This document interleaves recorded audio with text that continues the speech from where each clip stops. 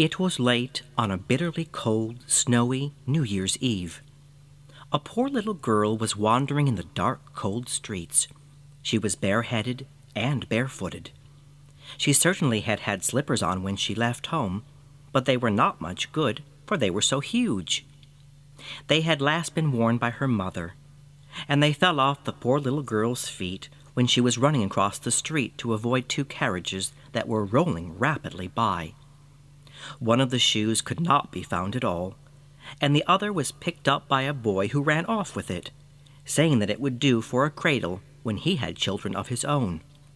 So the poor little girl had to go on with her little bare feet, which were red and blue with the cold. She carried a quantity of matches in her old apron, and held a packet of them in her hand. Nobody had bought any of her during all the long day. Nobody had even given her a copper. The poor little creature was hungry and perishing with cold, and she looked the picture of misery. The snowflakes fell upon her long yellow hair, which curled so prettily round her face, but she paid no attention to that. Lights were shining from every window, and there was a most delicious odor of roast goose in the streets, for it was New Year's Eve. She could not forget that. She found a corner where one house projected little beyond the next one, and here she crouched, drawing up her feet under her, but she was colder than ever. She did not dare to go home, for she had not sold any matches and had not earned a single penny. Her father would beat her.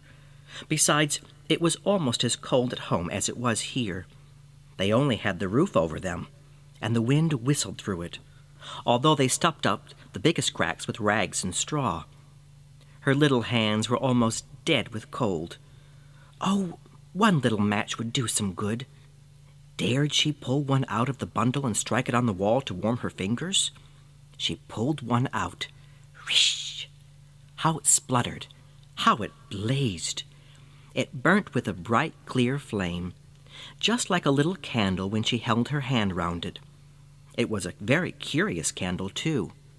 The little girl fancied that she was sitting in front of a big stove with polished brass feet and handles.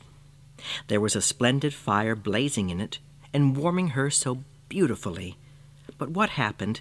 Just as she was stretching out her feet to warm them, the blaze went out.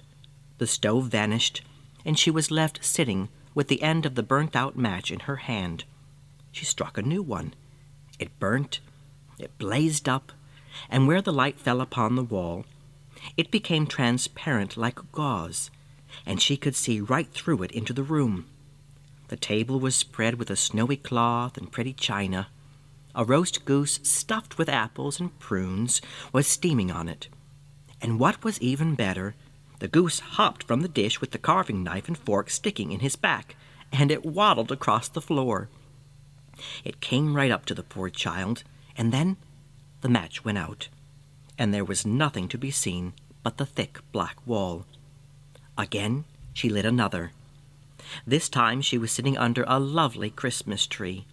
It was much bigger and more beautifully decorated than the one she had seen when she peeped through the glass doors at the rich merchant's house this very last Christmas.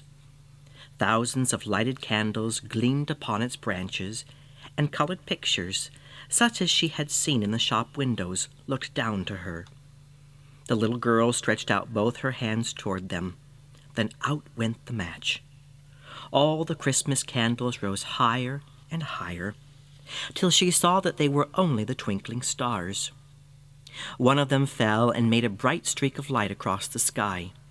"Someone is dying," thought the little girl, for her old grandmother, the only person who had ever been kind to her, used to say, "When a star falls, a soul is going up to God." Now she struck another match against the wall, and this time it was her grandmother who appeared in the circle of flame. She saw her quite clearly and distinctly, looking so gentle and happy. "Grandmother," cried the little creature, "oh, do take me with you.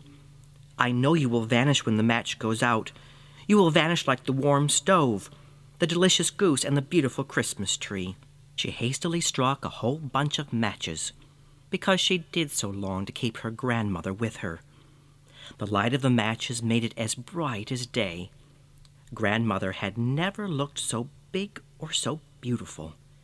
She lifted the little girl up in her arms, and they soared into a halo of light and joy, far, far above the earth, where there was no more cold, no hunger, no pain, for they were with God.